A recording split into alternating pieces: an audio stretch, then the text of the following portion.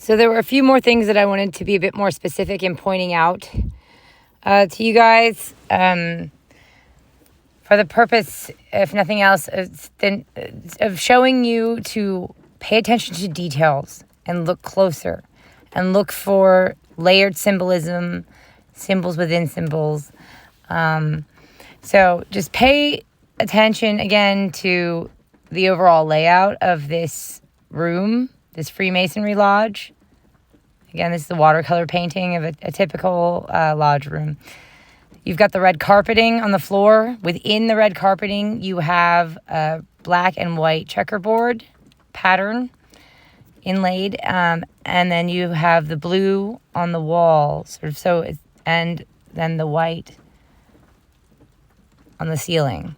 So it sort of suggests black and white within red, within blue, and then possibly within white again. So then I want you to keep that in mind when we go ahead and look at James Monroe's painting again. So he's wearing the black and the white, like the checkerboard, and he's within the red. So he's surrounded by red on all sides. He's got this red awning up top here.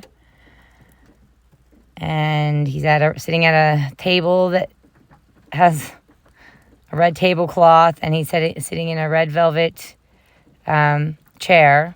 So he's surrounded by red. He's the black and the white checkerboard, surrounded by the red velvet, the red sort of carpeting.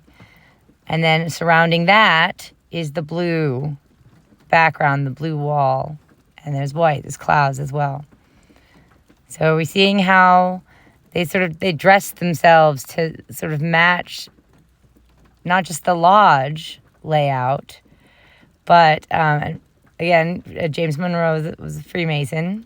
The lodge and they are dressing themselves and making out their paintings and portraits, and sometimes the content and media they're creating, their videos, their movies, music videos, album covers and posters, the imagery in their books, the lyrics they're writing,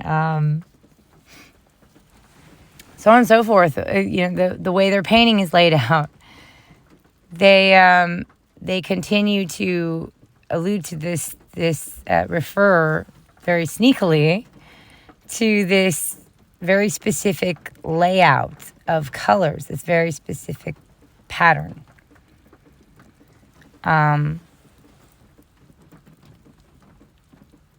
So I just wanted to point that one out. And then there's another one I want to point out really quickly.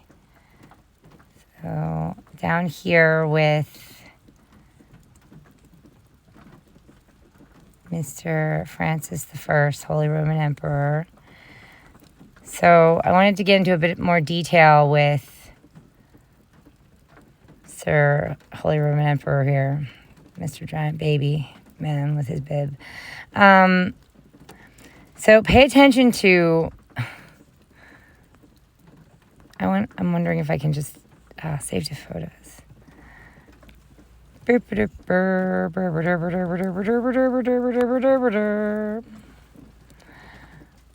we go. I have to deal with the rest of the frame. Pay attention to the red cushioning.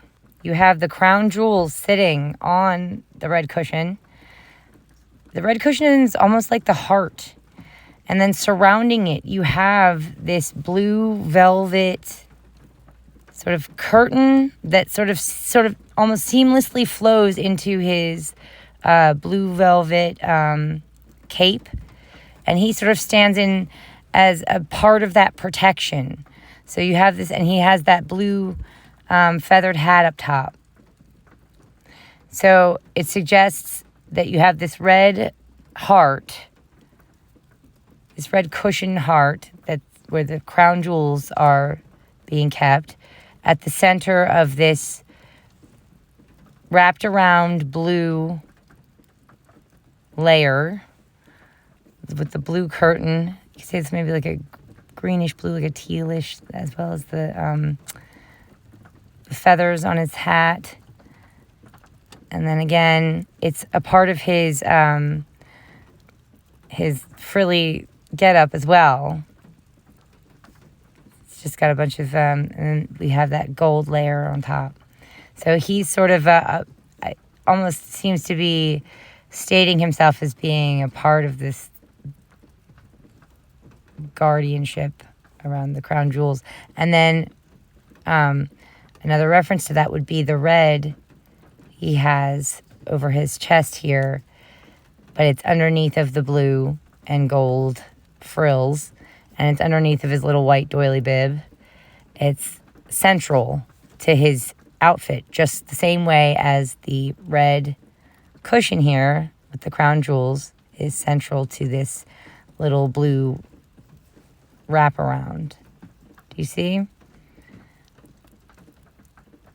So symbolism within symbolism, layered symbolism. I want you guys to pay attention to that.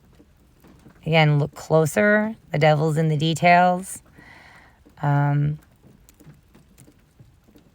want you to remember that paintings like this and movies and TV shows and sets and books, these things are typically thought out a lot. The design is worked on for a long while. Something like this painting was likely quite large, considering all the detail that's in there. I'm sure it's not a very small painting. The artist would have planned out this painting as much as possible, because if you make a mistake, that's more time you have to spend on it, fixing it.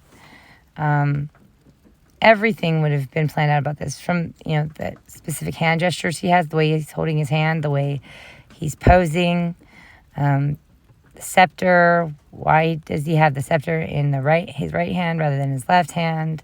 So on and so forth. The little dagger, the fact that it's gold frills rather than white or silvery frills or some other color.